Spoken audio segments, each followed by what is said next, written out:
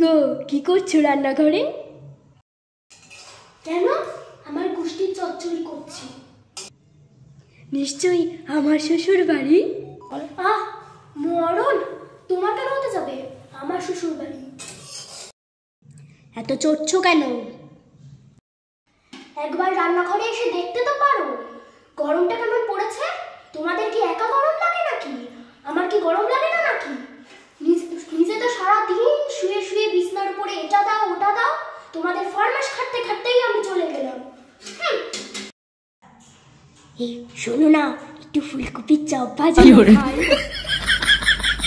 কেন যে সেদিন গোলাপ ফুলটা হাতে নিয়েছিলাম, এখন গোলাপ ফুলের বদলে আমার হাতে রয়েছে ফুলকপি। আর উনি এখন ফুলকপির চপ খাবে। কেন যে আমি সেদিন সেই গোলাপ ফুলটা নিয়েছিলাম আর বলেছিলাম তোমাকে আমি ভালোবাসি, এই একটা প্রেম আমার সারা জীবন নষ্ট করে দিল। এই যে আমার কপালটাই খারাপ, এই জন্য তোমার মতো একটা বউ ঘাড়ে কি বললাম? এত বড় কথা! নিজেই তো আমার বাবার কাছে গিয়ে হাত পেতেছিলে আমাকে পাওয়ার জন্য। যখন ছাদনাতলায় গলায় মালা পরাচ্ছিল তখন তো তোমার একবারও বাঁধেনি, তখন তো মন খুলে বিয়ে করতে চেয়েছো, আর এখন বলছো আমি তোমার ঘাড়ে চেপেছি। এত বড় কথা! একদম এই কথাটা বলবা না।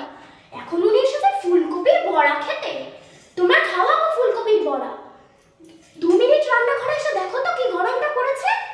সারাদিন শুয়ে শুয়ে অর্ডার, নিজে তো এসি চালিয়ে সারাদিন পায়ের ওপর পা তুলে আয়েশ করো, আর আমি 24 ঘন্টা এই খেটে মরি, তোমাদের রান্নার জোগাড় করি। হ্যাঁ, পরের জন্মে যদি আমি মানুষ হয়ে জন্মাই অন্তত তোমাকে কোনোদিনও বিয়ে করব না। আমি দরকার হলে কুমারী থাকবো, তাও কোনোদিন তোমাকে বিয়ে করব না।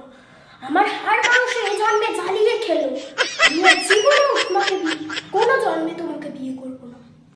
এটাই তো আমার সব থেকে বড় ভুল, আমার জীবনের প্রথম ভুল তোমাকে বিয়ে করা।